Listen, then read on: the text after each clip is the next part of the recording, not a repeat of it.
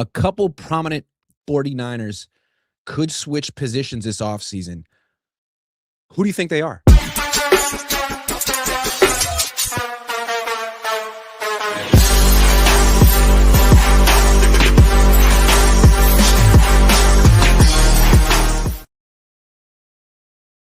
What's up? Welcome to the Sunday's Farmers Market. That's Tony Farmer. I'm Grant Cohn.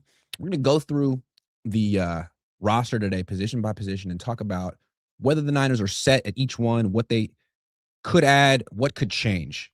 So we're going to do that. But first, I want to talk about the Flag Football Classic yesterday. I didn't expect to watch it. Then I didn't expect to enjoy it as much as I did for the reasons that I enjoyed it. It was humiliating, I thought, for the NFL players. It was a great advertisement for the U.S. men's national team. I definitely want to watch that team in the Olympics now.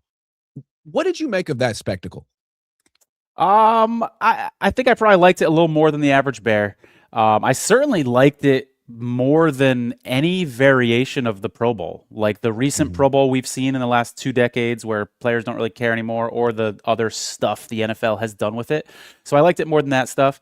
Correct me if I'm wrong on this, Grant, because I think you watched it a little more than me. No injuries yesterday? None that were reported. All right, thank God. Thank God. Could you imagine if there had been an injury? I feel like it would have been a one-and-done thing. They wouldn't be doing this anymore. So Joe Burrow that's looked nice like he to was see. Trying to get himself injured. It was incredible. He kept spinning around and falling down, but yes, he's okay. Yeah, I'm glad there's no injuries. I kind of hate Jake Paul, so seeing him in my Twitter feed a little more was kind of annoying. It was Logan Paul, but same difference. Logan Paul, excuse me. Either of those guys. I'm not a big fan of either of them, and seeing either of them in my Twitter feed is just annoying. So didn't like seeing that either. It was cool as a Niner fan seeing Shanahan and Juice, involved with the event. So I guess like on a scale of 1 to 10, my excitement level is like a 6.5. Like it was cool, but if I had other plans, I wouldn't like clear my schedule for it. I'm not a big Olympics guy in the first place, but I would actually want to. If I were watching the Olympics and this were on, I would watch it because I thought it was really fun. I didn't expect to like flag football this much. The allure with tackle football is largely violence. Can you make the tackle? How big is the hit? Can you break the tackle? And these guys are so strong. That had nothing to do with flag football. And I thought it was interesting how exciting it was to watch those little dudes evade people. It was like watching the best, tag players in the world. Like you can't touch them. I thought that was pretty cool how they could like duck down on their knees but not touch their knees to the ground, and how they were pretty much running circles around the NFL players. So I like the format of it. I like that there's 2 quarterbacks on the field at once and they kind of throw the ball back and forth. I thought that was all very fun. What I didn't understand is what Tom Brady and the NFL players thought was going to happen. That's my question. Did they think they were going to lose like that? Was it all like to promote flag football? Because it was great promotion for flag football. But it made all those NFL players and coaches look silly. Did you think you were going to win? Or were you cool losing like that? I got a conspiracy theory for you, Grant, and I don't necessarily believe this, but sometimes I like to throw a little theory out there just for people to discuss. The NFL knows it cannot sustain itself as a tackle football league for another 20, 30, 40 years because the rate of concussions, and now we got people wearing the bubble helmets. I really think in 5 or 10 years, everybody's wearing a bubble helmet. Well, what's the next step after that as injuries continue? The NFL may have to one day, maybe 50 years from now, may have to one day turn into a flag football league, and they're giving us a little taste of it and making sure we like it now. It's a little testing ground to see. I kind of liked it. A 2 quarterback offense was cool. What also was interesting, it's a much smaller field, so having Tom Brady or Joe Burrow doesn't really help. All that arm strength. I mean, the quarterback for the other team, Doucette, he could barely throw the ball, but he was killer. I mean, it seems like what you need is a guy who can make people miss. As many guys who can make people miss as possible, and you need like a functional arm. Jaden Daniels, I thought, was by far the best NFL player out there. Saquon Barkley too, but Jaden Daniels was actually moving like the U.S. men's national team. Absolutely. Yep. What'd you think about the OBJ? People were joking that Kyle's gonna hire OBJ now. I did want to talk about that. Why don't we talk about that later? Okay. because I think that's actually legit. It seemed to me that Kyle Shanahan, again, why did Kyle Shanahan want to do this? I bet they paid him well. Did he come away from this looking like a genius? No, I think all the Sean Payton, Kyle, all hey, you guys were completely unprepared for this. Fine. But I think he likes being around star NFL players. Simple as that. I think he always has. I don't think he really gives a crap about hanging around the Jordan Watkins of the world, but I think he wants Mike Evans to be his friend. I think he wants Odell Beckham Jr. to like him. I think he wants to hang out with Gronk and Tom. Those that's the social scene he aspires to, which the social scene I aspired to when I was 17. I love it. Hey, you said he probably got paid a lot. That way 10 years ago with Joe Staley in San Diego with the pizza. He very much wants to be accepted by athletes 20 years younger than him.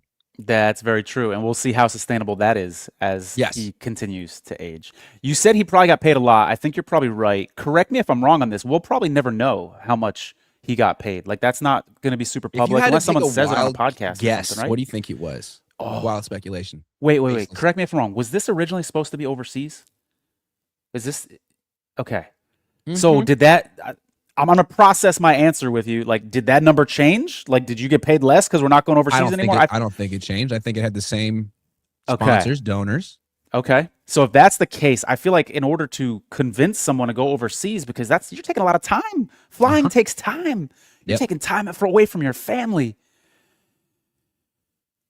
I'm gonna. This is gonna be a bad guess, man. But I'm gonna say for the head coach, like $750,000, $1 million. Is that too much?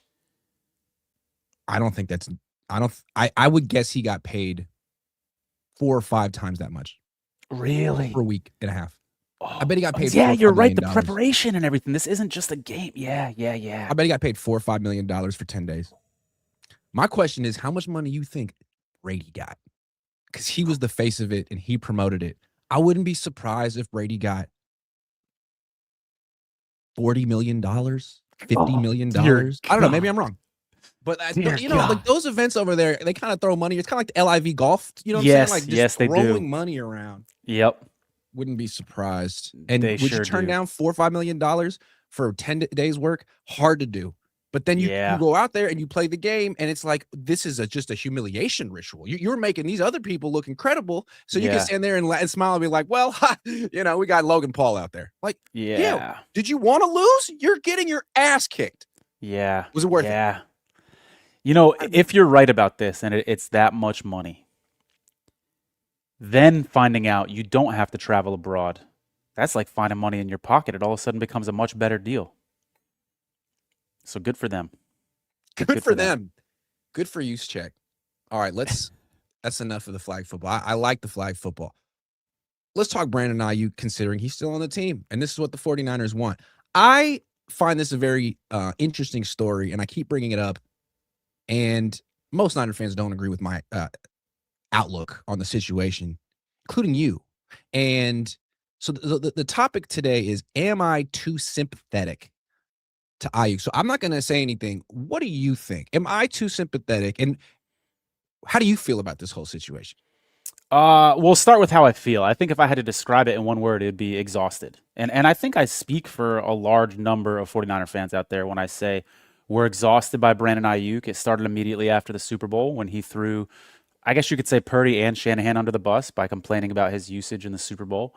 The shorts incident, the contract holdout. Every time he pops up on a podcast, for the shorts incident, man. I put him on blast with that one. No one would have known about the shorts if I hadn't done that. Sorry, Brandon. Is that you? We get to thank Grant Cohn for that. Okay, nice. That being like, holy.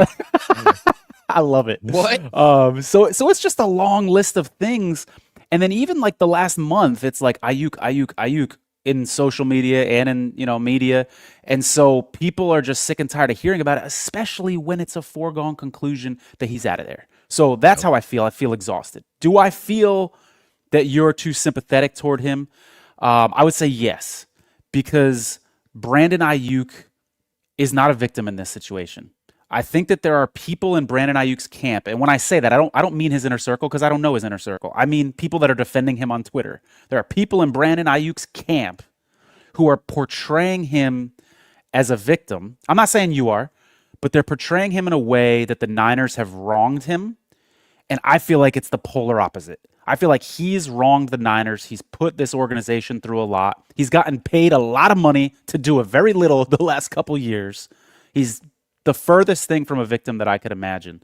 So I think you are too sympathetic toward him because if anything, the Niners are the victim in this situation. See, that's where I disagree with you. See, I think you mistake my opinion. I'm not thinking that Brandon Aiyuk's a victim. I don't think the Niners are victims. To me, this is where fandom comes into play. Fans are often going to take the team side. And the team is making Aiyuk look like the team is trying to portray themselves as victims here. Like, hey, we did everything we could. We gave this guy money. We believed in him, and he just lost his mind. We're victims here. We're trying to get even or do what's right and fair.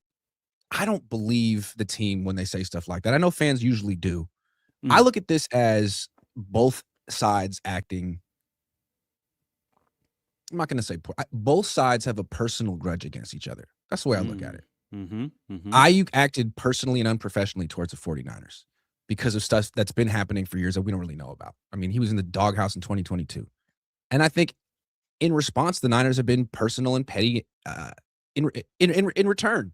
And it's a chicken and the egg situation. Like, who started it? Who's responsible? I don't really care. Like, that's where I would say I don't think I'm that sympathetic to Aiyuk. I'm not on his side. I think it's an interesting situation. All I would say is I'm not sympathetic to the Niners, and I'm not taking their side. And I think that the reason that this is going on is because of their pettiness. Was Aiyuk petty? I'm sure he was super petty, but it seems like he's still on the team because the Niners want to continue the pettiness.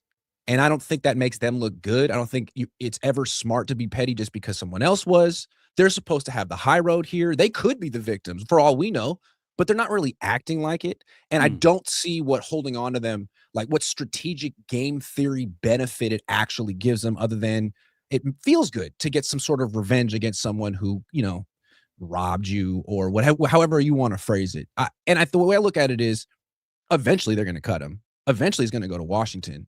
And if he plays well while being the person that he is, if Dan Quinn can make it work with him, then it doesn't really matter who was right, who was wrong. It just feels like the Niners fumbled a situation that another team could handle. But I guess that's three layers of hypotheticals down the line. That's where I look at it. Yeah.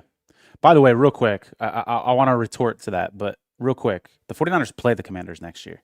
So that'll be an interesting game on the 2026 schedule. There's already some beef. Kyle and Trent Williams, assuming he's back on the roster, already don't love the Commanders organization. Although Dan Snyder isn't there anymore, so I don't see why. Is the team doctor there that pissed off Trent Williams with the whole diagnosis and all that stuff? I'm not sure. But yeah, so there's already a little bit of bad blood, revenge game type thing. Then you add Aiyuk if he's signed by Washington, that could be fun. But here's where I think we can agree on a couple things. One, I think we can agree that the 49ers are full of it when they say they're actually expecting to maybe get a draft pick out of this. I think we both agree the end result of this is going to be him being cut. We might trade him for a conditional 7th in 2075.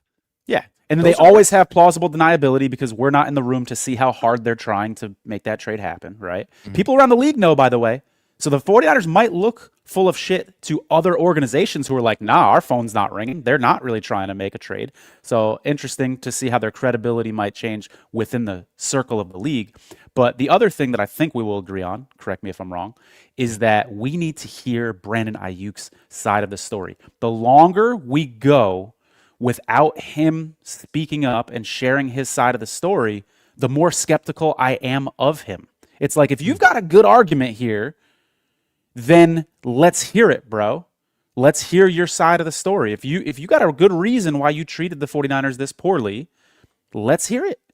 If you're afraid to share it, that makes me think the story is not very believable or compelling to explain your behavior. Well, it's not like the Niners really explained their side of the story. I mean, they lied for months and said that he was about to come back and play.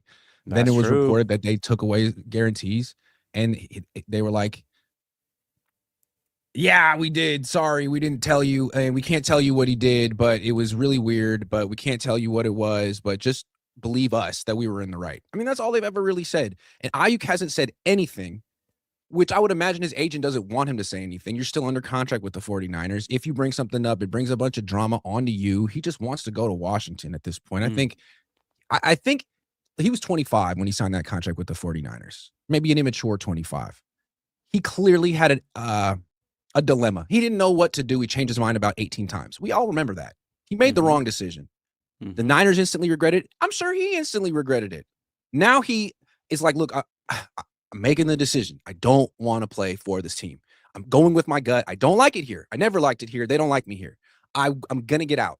I'm not going to say anything. I'm just going to leave. And I'll tell my story one day, or I won't. But I think that's where he's coming from. And does that make him a bad person? I don't think it makes him I don't think Brandon Ayuk's a bad person. Antonio Brown's a bad person. I'll agree. Yeah. You know what I mean? Yeah. Like, I think he's an immature, introverted, egotistical young NFL player who needed to grow up and grew up a lot in the last couple of years. Maybe I'm sounding sympathetic right now, but I'm just not writing him off. And I'm curious to see what happened, what the next act in his career is, if he has one. And the Niners better freaking hope he doesn't. They better freaking hope he doesn't. I'll agree he's not a bad person. I think I would describe him as volatile, though. Introverted, but also all of a sudden you get a random video on Instagram of you driving over 100 miles per hour past the stadium, like unpredictable and volatile, I'll say. Yep. I think are fair characterizations. And when he goes to Washington, they're not going to give him much. It's going to be like, you get to play with your friend. How about that on a 1-year deal? Well, and one other thing I got to say about Aiyuk, and I've said this on your show before, but in these conversations, you got to sprinkle in a little bit of talk about the performance on the field has not been great for Aiyuk. And you can blame he got a slow start to the season, but his drop rate was up. The dude I think has it was so clear his heart touchdown. was not in. That's his what heart I'm was saying. not into playing with the 49ers anymore. I think it was so clear that both sides had instant buyer's remorse on that. And it doesn't make him, it's not an excuse. I just think that there is a possibility that playing with a different coach and a different quarterback in a different franchise could reinvigorate him, because he is a very hardworking player. It's not like he, it's like Debo, who would suddenly be like 15 pounds overweight. It's like, well, what did you do? No, that's not Brandon Aiyuk. He just seemed like he absolutely hated the experience of playing for the 49ers. And he's not the first person his last year, right? Or do you mean longer than that? I don't know that he ever liked playing there. You know what I mean? I mean, I think he always had a weird relationship with Kyle. And there was a bunch of different quarterbacks. I don't think he was particularly close to Jimmy. I don't think he was particularly close to Brock. That's how I feel. Yeah. All right. One more thing on Aiyuk, man. I know we got a lot to talk about, but I will say this. The most sympathetic thing I've posted about Aiyuk on Twitter recently was a little replay of the Spencer Burford play in the Super Bowl against the Chiefs. Aiyuk was wide open. Grant. That may have been the best slant route of his life on the biggest stage of his life. He was wide open. And I'm not blaming Brock, by the way, because he wasn't the first read. Maybe he should have been the first read. Maybe that's a Kyle problem. But just how do you process that emotionally? He could have had his John Taylor moment and get paid for it, too. And instead, he goes into that offseason in a pretty depressing manner. And I wonder if something kind of snapped in his head after that play. That was a big play. And you just look at the replay, guys. Go back and look at it. He is wide open. How many players have left the 49ers over the last 10 years during this Kyle Shanahan, John Lynch tenure and felt that it was a cliquey team that they weren't a part of the clique? I think Aiyuk was one of those guys. I think Devondre Campbell was one of those guys. I think that Charvarius Ward was one of those guys. I think that Jimmy Ward was one of those guys. Every couple of years, there's a player who's like, hey, man, the fullback is more important to me. Like, you got to keep him around, but I'm just another guy. I think that Aiyuk always felt like, look, like, I'm as good as anyone on this team. You're going to pay me more than a lot of these, and you treat me like I'm just the low man on the totem pole, which is what I think that the shorts thing is all about, right? Like, the shorts thing is so immature. It's like, dude, Brandon, what are you doing? But like, from his perspective, and I'm not trying to excuse him, it's like, dude, you know that if Christian McCaffrey was wearing some red shorts, you would leave him alone. Not that he did. But it's like, why are you constantly harping on me like I'm a rookie? And you've been doing it since I was drafted. Yeah. I'm beyond that. Like, you let Trent do whatever the hell he wants. He doesn't even practice. I'm practicing in red shorts. He doesn't practice. And you're harping on me? I think that's sort of what it came down to. I think he just wanted to be treated special because certain players on this team are treated special. I think I you're guess onto that's what I something. feel. I can buy that. We're You see what I'm speculating, saying? but I can buy it. I can You see that? absolutely buy that. Yeah. It makes sense. It tracks. It Yeah. completely tracks. Yeah. Yeah. Okay. Let's talk about Trent Williams. The Niners did something that they invented a way to not pay someone. There was an option bonus. They had to pay him $10 million. They were like, what if we don't? And it was like legal. They're like, oh, okay, well, that just makes his cap number even bigger. And I was like, okay, well, that's fine. Those are just numbers. This is cash that we're not giving you, Trent, which is interesting to me because everyone assumes they're going to work this out, and they might if Trent, agrees to whatever they've offered him. But if they were to trade him, not giving him $10 million would make that easier. I mean, you don't want to ever trade someone that you just paid $10 million. Like that's what a parting gift that would be. That's just generous. So do you think the Niners are mishandling Trent Williams? I think Hardball. I mean, this $10 million move that they just made, I think it's the right move from a leverage situation, assuming Trent Williams isn't pissed and angry right now. And I just have no way of knowing what his temperament is. I have a question for you, though, on this topic. You talked about the 49ers are this cliquey organization. Do you agree that he's probably in that clique? He's I mean, in the sense that, yeah, he has 2 lockers. No one else in the team does. He I did not can know practice that. as little or as much as he wants. He can go to training camp or not. I mean, like there's no rules for Trent Williams. Trent Williams has 2. How's he using them? What's going on? Side by side. One says Trent Williams, one says Silverback. And there's a Foot Locker right next to it just for the extra shoes that don't quite fit in the 2 Come lockers on. he has. He's like, I swear to God. I And did it's not like, know look, that. man, Trent Williams, great guy. We all love Trent Williams. But that's the Barry Bonds treatment. Barry Bonds was like that back in the day. He had 2 lockers. No one else had any. I mean, no one Grant, else had more than one. You've been in a lot of locker rooms many times. Anybody besides Barry Bonds and Trent Williams? How many other times have you seen that? Never seen anything like it. Wow. And it's like, well, he's older. You know what I mean? He needs some space. There's sometimes that he actually has a rope, like a red rope around, like, don't get too close to my locker. And to me, it's just as much for the players as it is for the media, because he's always happy to talk. He's always happy to talk to the media. He won the Media Good Guy Award last year, 2024. I just think that he wants to be on another level than the rest of the team. It's like, look, I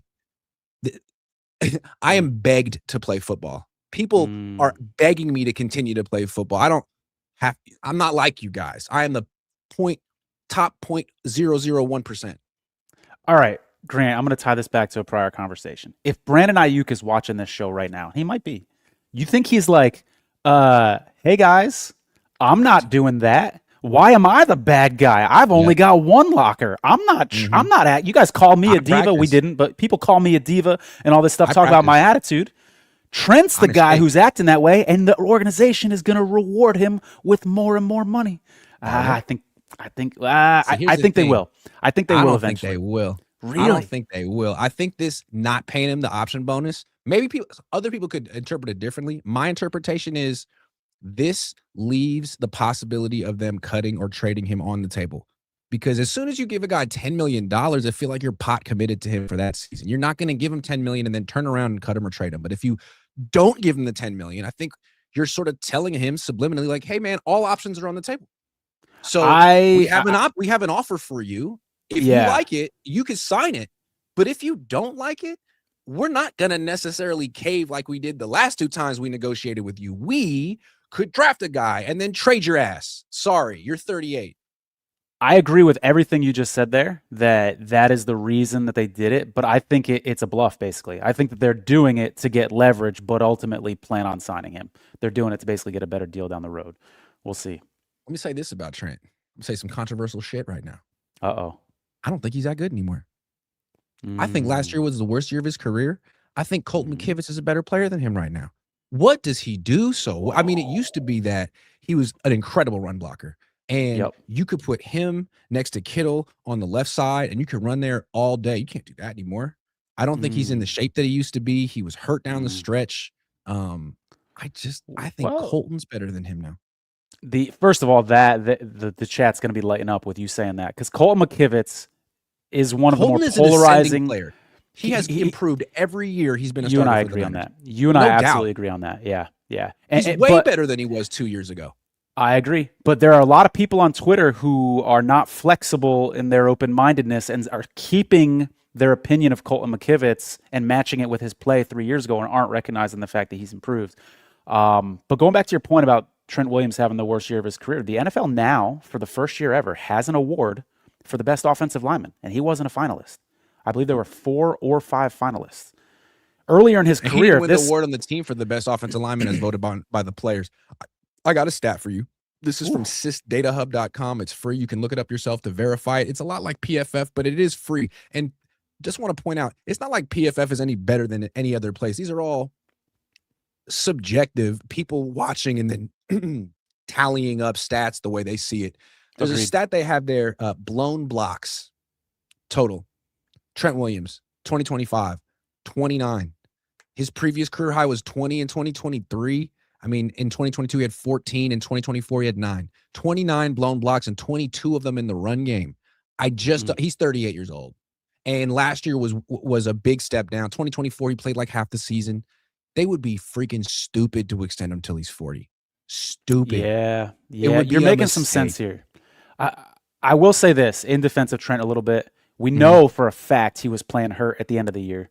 I don't know how hurt he may have been playing in the middle of the year. So it's like, if your leg's not feeling good, it's tough to playing hurt by the end of next season too. That's the thing. That's the thing. I'm saying? Is that the age is causing him to potentially be playing hurt, etc. So that's a good call. Yeah. But back to your McKivitz thing. I like that the Niners are finally taking a stand, and I hope they followed through. You can't give him an extension every 2 years indefinitely. You have to move on and get younger. And you're never going to find the next Trent Williams. He was great, and we're all going to remember these times. It was wonderful to have the best left tackle in the game for 5-6. It was wonderful, great times. Got to move on. Got to move on. Yeah. An incentive-heavy contract in terms of like games played might make sense, but I don't think Trent's going to want that because someone else would be happy to pay him guaranteed money for sure. I think another team would be happy to pay him. I keep saying trade him to New England. Like they just lost the Super Bowl because Will Campbell sucks. So. And they know it. So trade him over there, trade him for a 3rd-round pick, and draft a left tackle or a right tackle in round 1 and move on and get it right. Don't take McGlinchey 2.0. If they trade him, I do like him going to the AFC and not the NFC because you don't want to be seeing him on the Eagles in the playoffs or some shit like that. That wouldn't be very much fun. But back to your McKivitz thing real quick. Could you make an argument that he was the most improved player on the 49ers last year? I'm trying to think of someone else who would be in the running for that. He would be absolutely one of them. Mac Jones was quite improved, but I mean, maybe he was just in a better situation. Kivitz. I think it might be him. Yeah, good call. Good call. We got a couple super chats. Jeremy Price says Brandon Jamarcus Russell Aiyuk. No. Oh, that's so unfair. Jamarcus Russell was on lean. I really don't think Aiyuk's on lean. Come on, he dropped 2 TD passes a game before injury. It's true. It's true. He looked miserable before he went down. Yeah. Again, the Niners have every justification for what they've done the last couple of years. But if the dude balls in Washington, everyone's going to feel stupid, including me. I feel stupid all the time anyway. But I'm going to feel even more stupid. I'm not sure why.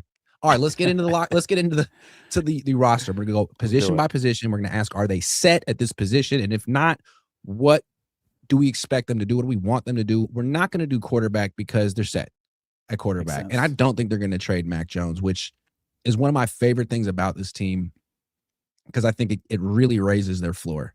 If your starting quarterback is Brock Purdy and you don't have a good backup, that's a team that could win 6 games if he misses time. But if you got Mac Jones too, I think you're going to be all right. Let's start at running back. Are the 49ers set at running back? Brian Robinson Jr. is a free agent. There was a report from The Athletic that the Niners were interested in bringing him back, but they haven't done so yet. Probably interested in bringing him back means at their price, which is, I would imagine, the vet minimum.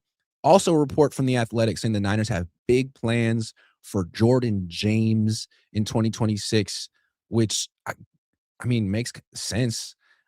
All the Niners running backs were awful in 2025. Christian dominated the touches once again. He finally got injured in the playoff game against Seattle. Jordan James finally gets on the field, 6 carries, 28 yards, 4.7 yards per carry. By far the most effective running back against Seattle all year. So, yeah, the dude is still 21 years old, do you think they need to go get another running back, or do you think they need to actually play the dudes they drafted? I feel like you can never have too many running backs, especially in San Francisco, where we've seen so many guys go down in the past. Last year, that wasn't the case. I think they're going to draft a running back. I really do, Grant. This whole story from The Athletic about how they really like Jordan James, I think it's a smokescreen. I feel like this time of year before the draft, you just take what you hear and reverse it, and that's probably more likely to be true. I said the same thing when I was on your show talking about Mac Jones. The 49ers are like, oh, we really want to keep Mac Jones, high price tag. They're trying to trade him. That's them trying to drum up interest and get the best deal possible. I think it's the same thing with Jordan James here. I like Jordan James, but I fear the 49ers do not trust or like Jordan James. And this is them trying to act like they're not looking for a running back in the draft so that when other people are considering trade ups and stuff, they don't see it coming and the Niners draft a running back. Problem is, here are the running backs that Kyle Shanahan has drafted, John Lynch has drafted since this regime has been here. Joe Williams in the 4th round, traded up. Elijah Mitchell in the 6th round, not bad. Trey Sermon in the 3rd round, traded up. Ty Davis Price, 3rd round. Isaac Guerrero, 4th round, traded up. And then James in the 5th round. There's not a great pick out of those. They're not good at drafting running backs. I think they're still going to get one on draft day, probably in the 4th round. You just made the case for why they should. I hope they don't draft another running back in round 4. 1, you're not good at it. 2, what is the point of drafting a backup running back every year and you don't play him? You already have 2 backup running backs that you drafted that you won't play. You already have 2. So you just draft another guy you're not going to play. I really freaking hope they don't do that. Like, they need to get back to signing undrafted free agent running backs. That's what his dad did. Yeah, good call. I mean, like Jeff Wilson Jr., Matt Breida, you could do this. It's not that hard. Don't waste. That's where you find your backup running back. And as far as Jordan James goes, like, I mean, I understand being down on Isaac Guerrero, I guess. He has terrible vision, and he's kind of a boomer bust running back. Interesting receiver, fumbling issues and injury issues. But what has Jordan James done to, like, he was really young. He missed time. He finally got on the field. He played well. He ran better. He ran harder, more effective against Seattle than anyone else. I would like to see him get some chance to be the backup. I don't want them to bring back Brian Robinson Jr. I'm sorry. He's 27. He's not that explosive. He's not that good. I'd like someone younger and with some more juice.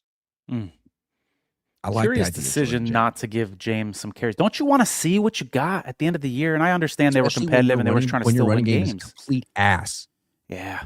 It was ass all year. Yeah. Ass. Yeah. Ass. Yep. And I'm not just saying it's Christian's fault or Brian Robinson's fault. It was not one person's fault. But I think when you're consistently the worst at something, it doesn't hurt to just try new stuff. Mix it up. Throw shit at the wall. Let's try a different running back.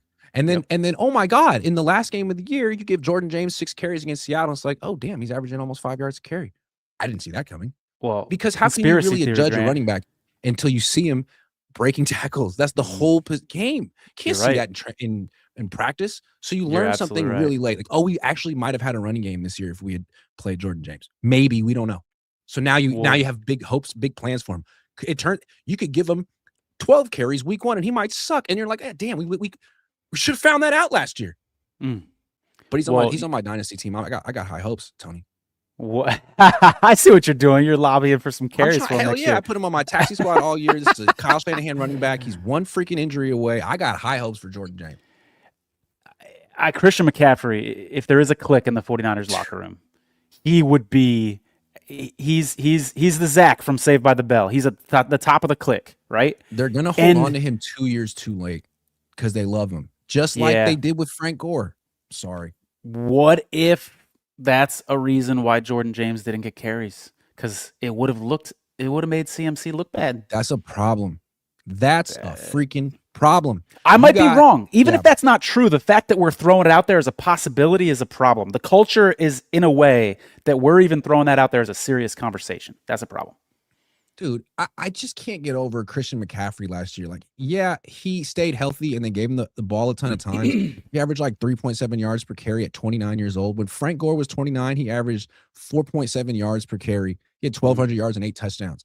I just don't think we really fully appreciate how diminished Christian McCaffrey is at this point in his career. He's he aged quickly. It happened in 2024. He had a nice, like, keep it together 2025, but he can't be the focal point of the offense. But all right, devil's advocate though, he was very effective in the receiving game.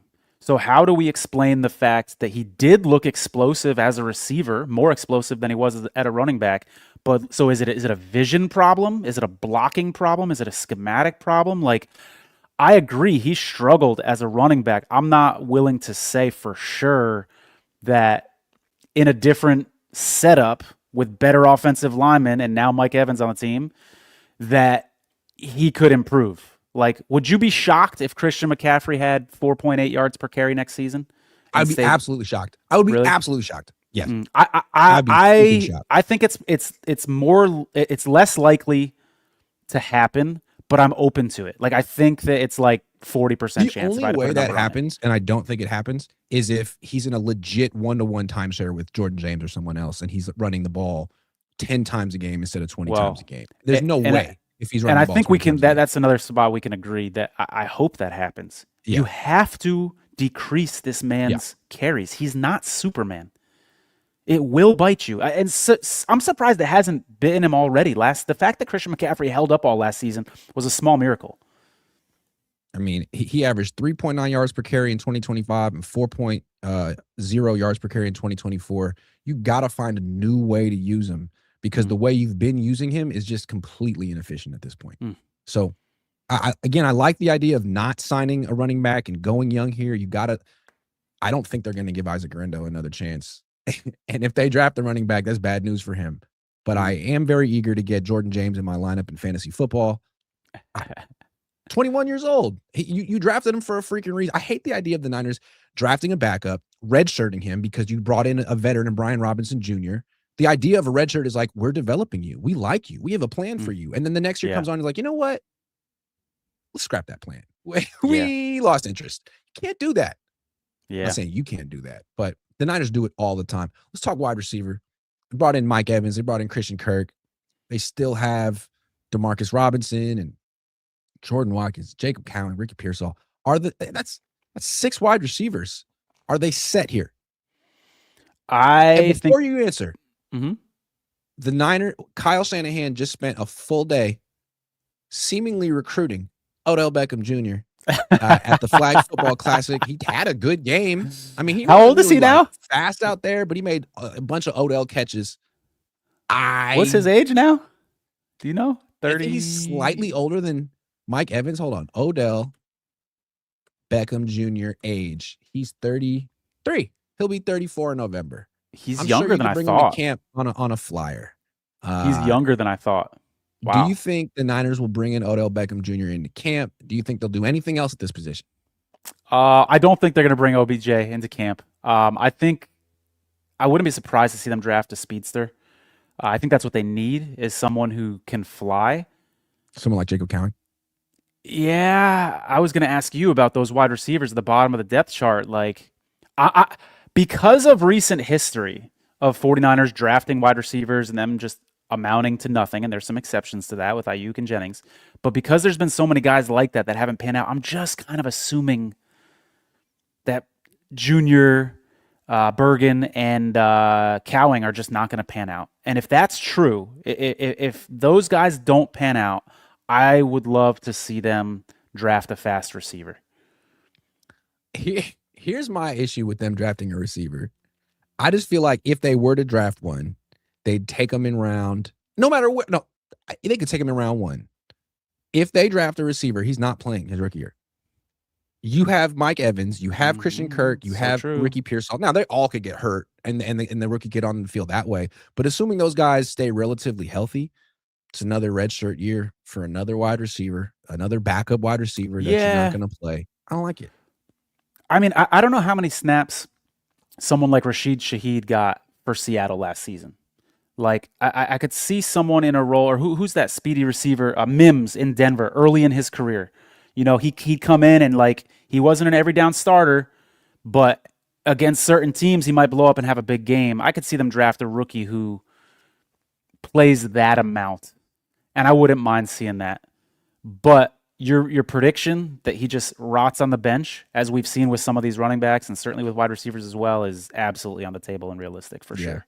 I mean, I'm not a fan of Christian Kirk. I think he's washed, and he's only going to be in the team for 1 year. So if they were to draft someone who's better than Christian Kirk and be like, well, he was just a placeholder, he might not even make our team, I'd be like, oh, okay, that makes sense. I love that. But these are the Niners. This is Kyle. He probably thinks Christian Kirk's great because he was 4 years ago. I don't know. I just feel like Odell Beckham Jr. is interesting, though, because Kyle hates young wide receivers anyway. And I think he's wanted to coach Odell Beckham for a long time. He'd be cheap. He might even play over Christian Kirk or Demarcus Robinson. All right, I feel out of the fact loop. that Kyle got to talk to him for a week increases the likelihood for it. That's fair. Now they have a relationship. I feel out of the loop. You educate me here. Is there anything besides the speculation from the flag football game to be evidence that Odell Beckham Jr. wants to play? Like, has he talked about playing in the NFL again recently? Like, I may have missed some stuff. I don't know. Are we just assuming it? I mean, he has talked about how he made $100 million and it wasn't enough. Okay. Said that. Okay. So maybe there's something here, man. Maybe there's something here. Maybe OBJ might want to come back. I think we can agree on this. Anytime there's a 33-year-old wide receiver who used to be great, who's available, Kyle Shanahan's all over that. Injury history, check that box. Oh my God. That's important. Played for McVay, played for McDaniel. Like, dude, Kyle's been jealous. I don't think it's happening. He couldn't get Debo here this year. Kendrick's gone. He's gonna take the Kendrick Bourne role. Oh man, I don't think it's happening, but we'll see. We'll see how it works out.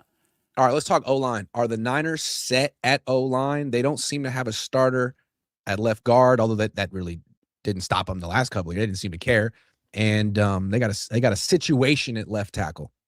Yeah, they are absolutely not set at offensive line. It's one of their biggest weaknesses on the roster right now.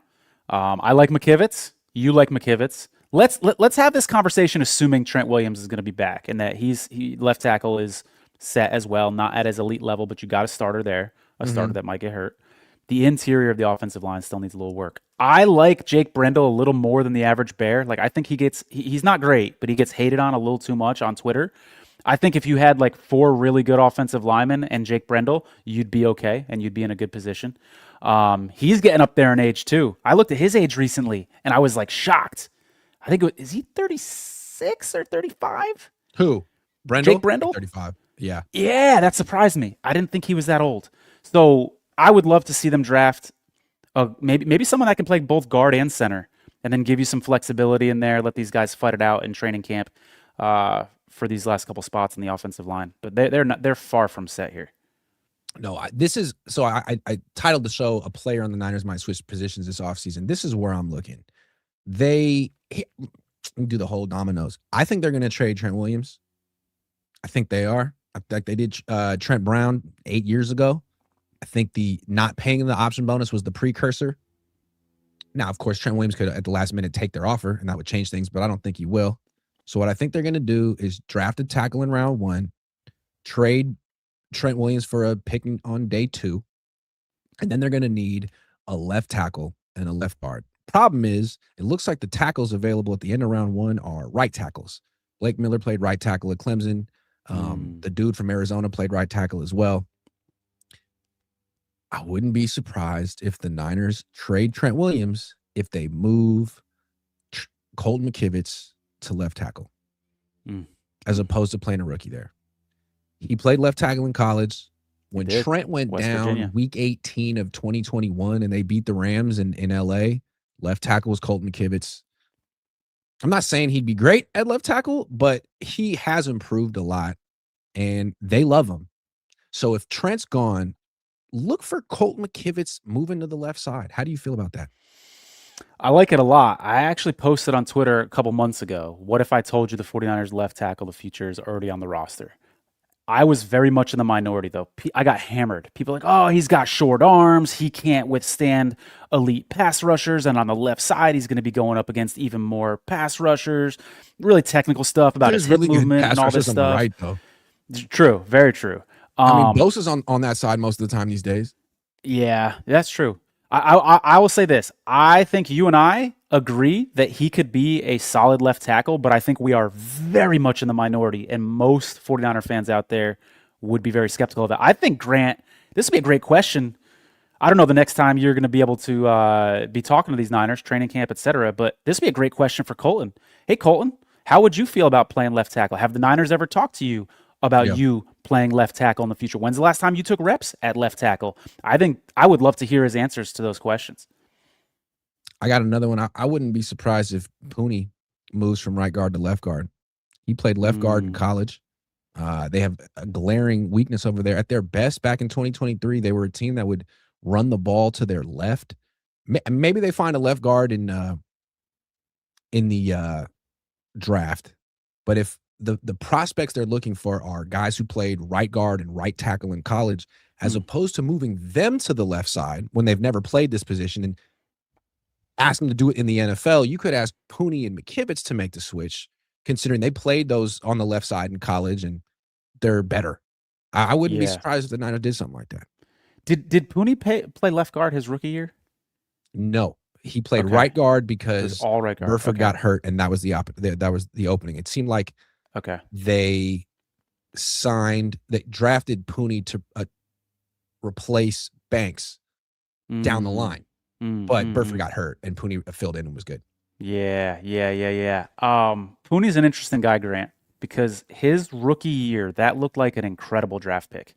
He looked like Pro Bowl future, a perennial Pro Bowler based on his rookie season. And then he kind of fell off a cliff his sophomore season, but he was battling with injuries. Yeah, he got that injury to assume in preseason. Early. PCL. So I want to assume, I want to give him the benefit of the doubt and be like, all right, this you saw guy, what the PCL did to Ricky and what it did to Christian the year before. It's debilitating. Exactly. Yeah. So I want to give this dude the benefit of the doubt and be like, you know what? He gutted it out. He played hurt. He knew he wasn't putting his best tape out there, but they needed him badly on the field. So year 3, he's going to be better. He's going to look more like he did his rookie year. And that's what I'm hoping. Yeah. That's what I'm hoping. We'll see. You think that's more like if are we more likely to see Pooney rookie year or Pooney sophomore year next year? I mean, is Pooney going to stay healthy this year? Is any player on the Niners going to stay healthy this year? I mean, we just don't know. I'd love him to. He's a really good guy and a good player, and he's got a lot of potential. He just needs to stay healthy like everyone on the Niners. Yeah. I think that, again, are they set here? What are they going to do? My best guess, they trade Trent. They trade him for a 3rd-round pick. They spend their 1st-round pick on a tackle. They spend their 3rd-round pick on a guard. They spend their 2nd-round pick probably on an edge rusher. We could talk about the edge rusher later or what they're going to do on the D-line. That's my best guess. I think they need 2 starters. They definitely need 1 more starter on the O-line. And if Trent goes, they're going to need a 2nd. I'd agree with that completely. Yep. Yeah. All right, let's talk D-line. Bryce Huff retired. They traded for Osa Digizua. Bosa's coming back. Michael Williams coming back. They re-signed Sam Okwanu. They really like him. Are they set here? They could be set here. Like if they went into the season with these guys, I'd be like, okay, I think we're set. Adding a Joey Bosa, as we've talked about on this show before, or a decent rookie edge rusher, I think would just, man, they'd go from like B+ to A. Like it would really create some flexibility for Michael Williams to play on both sides. It would give them some depth. In the playoffs, assuming Nick and Joey are both healthy, that would be fun to watch. Veteran guys who'd never won a ring before. Like, I'd love to see him add Joey Bosa. I think they are 1 guy away, and he fits the mold of what they need. I think it's obvious that they're not set here, that they didn't want to keep Bryce Huff. They were probably going to cut him. He decided to retire, made the decision easy. They got to replace that speed rusher in the nickel defense for 3rd downs because Michael Williams is not that player. And I just can't imagine that they think Sam Okwanu is, because I don't think he's a good backup who tries hard and has a motor, but he's not particularly like above average at anything. So you have Raheem Morrison. He's going to get his pick of player. Just like last year, it was Salah's pick. He liked Bryce Huff. He had a history with Bryce Huff. Now it's Morris's turn, and they could sign Joey Bosa, but I get the feeling they told Morris, like, hey, man, you could draft whoever you want. We'll let you know which round. But you did such a great job drafting and developing Jalen Walker and James Pierce last year. arrest notwithstanding, we're not going to hold that against you. We want you to do that again. Can you do that again? So I would think if they trade Trent Williams, round 2. If they don't trade Trent Williams, round 1. Edge rusher. Yeah. The trenches, dude. Both sides of the ball. They have a couple holes to fill. If you have a great pass rush, you can beat the Seahawks because their quarterback is Sam Darnold, and he's beyond ordinary under pressure. But if he could just sit back there, guess what? He's huge and he has a strong arm and he can roll left and roll right. All of a sudden, he looks like a freaking Super Bowl champion. The Niners have to put him on his ass. And they couldn't. They were not equipped to do that last year. Yep, absolutely right. And on top of what you just said, it also makes the back end better. We're going to talk about those guys later. But when you can improve the pass rush, it's going to make the safeties and cornerbacks play a little better too. No question. Before we get to the next position group, got a couple super chats. Man, AMP, the Carolina Niner says, Trent to Casey for Simmons in the 3rd. I don't know if Kansas City has enough cap space to pull it off right now. I think you need $33 million in cap space to do the deal, and then you can rework it and extend them. That's why I keep saying New England. They have a lot of cap space, but if teams can always create cap space if they want to, and Kansas City's been interested in Trent for a long time. It's been weird. Like the Chiefs have been one of the more popular rumored destinations, but I feel like it's fear porn. I feel like it's just to scare 49er fans and to get clicks and stuff because it doesn't seem to make sense otherwise. What about Trent to New England for Will Campbell in the 3rd? Would anyone want Will Campbell? I kind of disagree with what you said earlier. He did have a terrible Super Bowl. I think that organization still likes Will Campbell, though, because he played really well during the regular season. Yeah. I don't know. This could be another situation where he's playing hurt. This could be another situation where he hit that rookie wall and it was just one too many games for him at the end of the season. But I don't think they're looking to replace him. I think they still like that guy. All right, fair enough. San Francisco Fratty Niners. That's good. That's good. Kinda. And as someone who was in a fraternity, I recognize all the telltale fraternity signs. Okay. Were you in a fraternity? Nope. No fraternity for me. Nope. I'm not necessarily proud that I was in one. I feel like a decision I made at 19. Yeah, I've never heard you mention it before. Yeah. I went to UCLA not thinking I was going to join one, but it's not like Santa Barbara or Davis where it's this very social school. It's like most kids are really grinders, sleeping in the library. I'm not I know it's shocking, right? I'm not necessarily like that.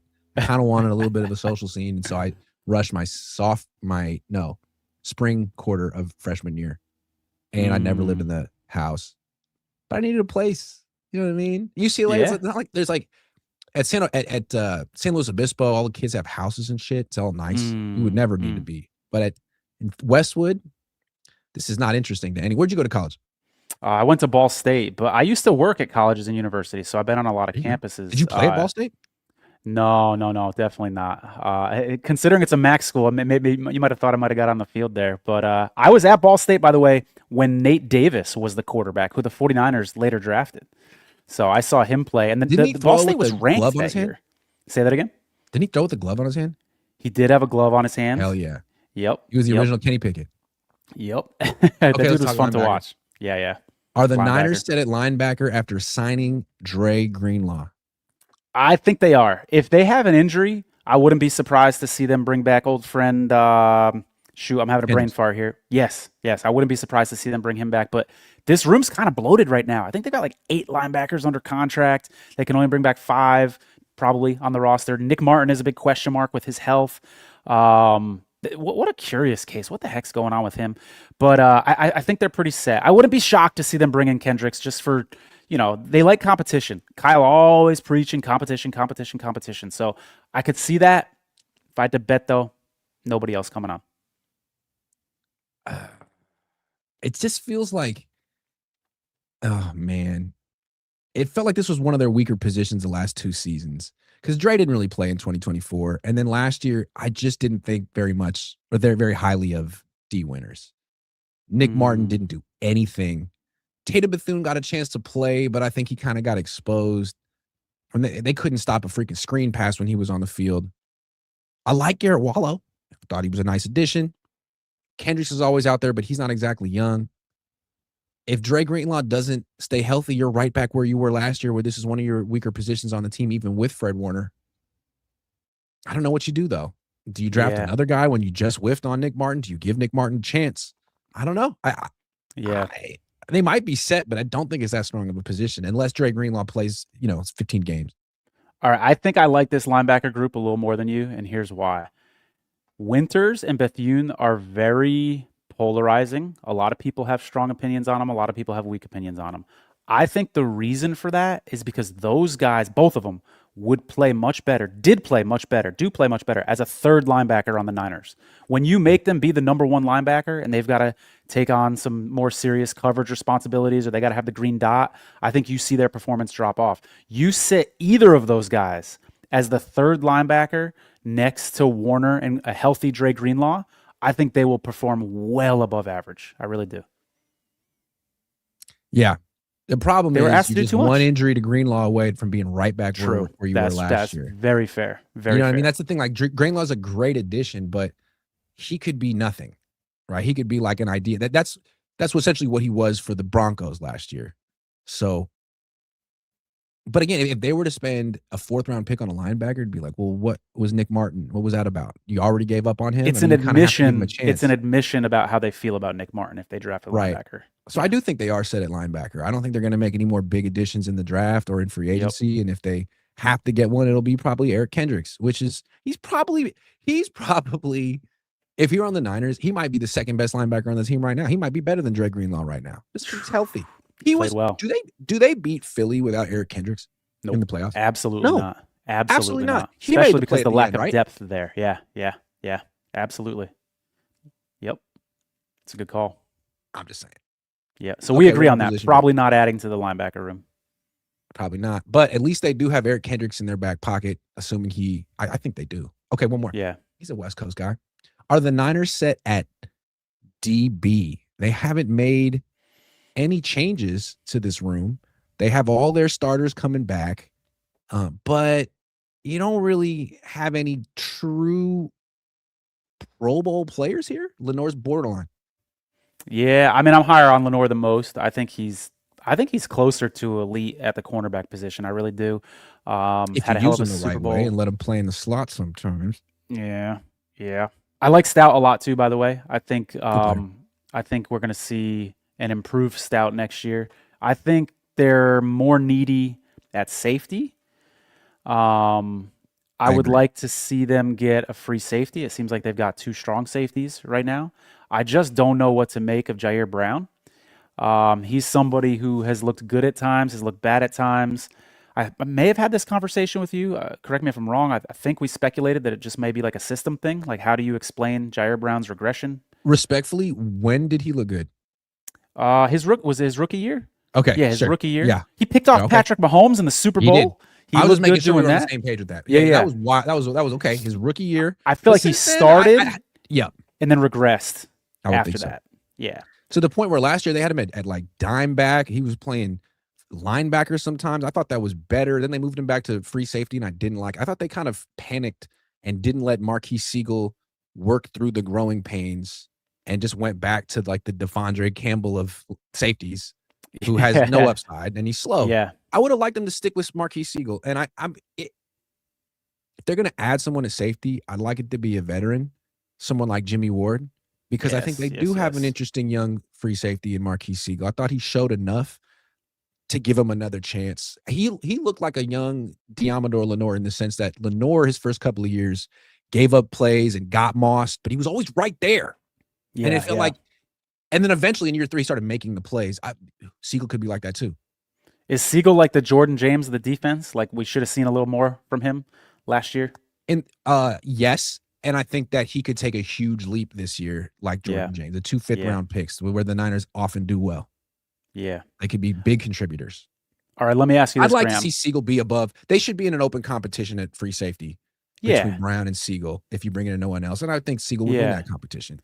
Yeah, or bring someone else in and let all 3 of them fight it out and see how it works out. What do you think about bringing in 35-year-old Jimmy Ward off a year off? I brought it up on Twitter, and people reminded me there's like a legal history, too, of some recent Charges stuff. got dropped until proven guilty. I wasn't there. No one knows what happened. I'm just saying. I'm just saying. If that checks out, go ahead, bring him in to compete. However, Jimmy Ward is extremely injury prone at this stage. He always has been, True. but particularly at this stage of his I'm career. just So you're saying, probably you only going to signed get Dre 6 games Greenlaw. out of him. Same Yeah. concept. Yeah. Flyer, Yeah. 1-year deal, not a lot of money. Yeah. You know him. Yeah. Worst case scenario, he makes your room better and gets hurt in week 2, and Yeah, the you cut him. competition sharpened your roster. Yeah. And best case scenario, he comes back and does another interview on my channel. So I'm just saying, Niners, hook me up personally. Bam. I like Jimmy Ward. Okay. Given what we think the Niners are going to do, where they stand, over under 10.5 wins for the Niners next year. That's where they're currently projected at. If you're going to place a wager and Vegas, 10.5 wins for the Niners. What do you think? They won 12 last year. They won 6 the year before that. Yeah, it's out of all the teams in the league that you're trying to predict over-unders on, it's probably the toughest for the Niners because of the injury situation, because there's no question a healthy 49er team should win more than 10.5 games, in my opinion. But a healthy Niners team is like Sasquatch. That's true. We haven't seen that in a while. That's very true. Let's assume there's some injuries. Yeah. Yeah. When I'm looking at these totals here, I'm looking at like the floor and the ceiling. And I think, you tell me if I'm wrong here, Grant, I think the floor is pretty high on the 49ers. Think about last season. They had all those injuries. They had probably the 2 best teams in the NFL in their division, and they still won 12 games. I think a lot of that was Robert Saleh, though. So, like, if you take him out of the equation and the Niners next season have just as many injuries, I don't think they're winning 12. What are they winning? 10? 9? I don't know. So they have a tougher schedule too, right? So you Yeah. got 2 games against the Seahawks, 2 games against the Rams. How many of those games are you going to win? And then you got 1 against the Chiefs, 1 against the Raiders, 1 against the Chargers, and 1 against the Broncos. Not to mention 1 against the Eagles. Yeah, you beat them, but there are some there's 6 or 7 potential losses right there. Eagles. Did you say Eagles? I don't know if you said Eagles. Yep. I will say this, comparing them, I checked this out today, comparing them to their other NFC West opponents, I like that they got a 3rd place schedule this year because, they play the core games against each other and then those other 2 divisions that you mentioned. 49ers other games, each team plays 3 other games. 49ers have Falcons, Dolphins, Vikings. Rams have Packers, Bills, Bucks. That's a lot worse. Seattle has Carolina, Chicago, New England. So when you're comparing those schedules, it appears, and a lot can change between now and week 1, it appears the Niners have a much easier path, at least than the Rams and Seahawks. I would lean to the over on this one simply because the Niners have 2 starting quarterbacks, and that I feel like makes them a pretty safe bet. How many teams have 2 starting quarterbacks? It's very true. Not many. Right?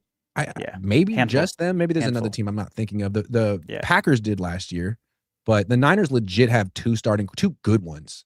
And that makes them unique. I would pick more because I think they've shown they can win with Mac Jones. And when he was playing, Kittle was hurt and there was no Mike Evans. If he had to play this year, maybe he would have a better supporting cast around him and he could be even more successful. I would think more than 10. They should be expected to win at least 11 games. And if they don't, bad things are going to happen. Yeah, I'm with you. I want to remind people out there, too, who do want to place a wager on this or who are considering it, there's alt markets, too. So the number is set at 10.5, 9.5 at some spots, but you can find under 6.5 if you want to bet on the Niners being really injured and have a bad season. Or you can bet on over 12.5 if you think they're really going to exceed expectations, and you can get better odds that way. So consider the alt markets as well. Yeah, keep in mind that Tony actually knows what he's talking about when it comes to betting and wagering, and I'm just cosplaying as someone who might. Tony really does do this stuff. Love talking sports betting for sure. Justin 111 says, I'd trade a 2nd and a 4th for Jesse Bates, arguably the best free safety in the NFL. Rights or wrong from when they signed Hargrave. Jesse Bates. Trent Williams for Jesse Bates. 4th for Jesse Bates, who just turned 29. I mean, I wouldn't do that. That's expensive. You said you wanted a veteran safety. There's your veteran safety. For a 2nd round pick. I'd sign one. And the Niners don't have a 3rd round pick anymore either. So then you don't have a 2, a 3, and you're losing another 4. Yeah. Well, that's where trading Trent Williams comes into play. There you go. Do you think they're going to pull? Do you think they're actually going to do it, or do you think they're going to get scared Trent? at the end and give him? Yeah, I think they're going to trade him. I think they're going to pay Trent. Trent's in the click. They're going to pay him. That's such a good point. That's a great point. I can't Grant, really have, refute you, that have one. you ever been a part? Don't say the organization. We don't want to throw anybody under the bus. But have you ever been a part of the organization where there are tiers of management, and you and the manager above you are on the same page, but you both are not on the same page with the manager above you both? I wonder if it's a situation like that where Kyle wants to get Trent paid, and Jed's like, I don't know. That's what I think. I think that Kyle in the past got Trent paid a lot of times. He got Aiyuk paid, and he used to be able to overrule Parag and say, Jed, I'm the football guy. This is what we need. I think he lost his privileges when he did that with the Aiyuk thing because it blew up and they didn't want to do it. So now I think Parag is back in control of who gets paid how much. And I could see him being the guy that trades Trent. And you know what? I would trade him. It takes, I could be wrong. Maybe I'm wrong. Maybe the guy I draft wouldn't be any good, but I would do it. I would put my foot down right here and say, no more Trent. We're not your ATM, Trent. City by the Bay says, Grant, you were too nice to Kyle last season. I mean, he had a good season. There wasn't a lot to really like. I mean, he won a lot of games. Fell apart at the end. He was in the running for Coach of the Year. I mean, he was in the running conversation. For Coach of the Year. Yeah. But there's always this year. Just stay tuned. I'm not that nice. So we'll see if Kyle Shanahan gives me an opportunity. I'll be seeing him at the owners' meetings in a week, so I'll have to be nice for one more week. But then after that. I love it. All right, that's been the Farmers Market. Make sure you follow Tony on X and YouTube. He just started a new YouTube channel and an X channel where he reminds people that Nick Bosa got held in the Super Bowl. At Bosa was held, baby. It's doing great. We got over 300 followers right now. A lot of trash talking with the Chiefs. I love it. See you guys. Thanks for watching. Have a great Sunday.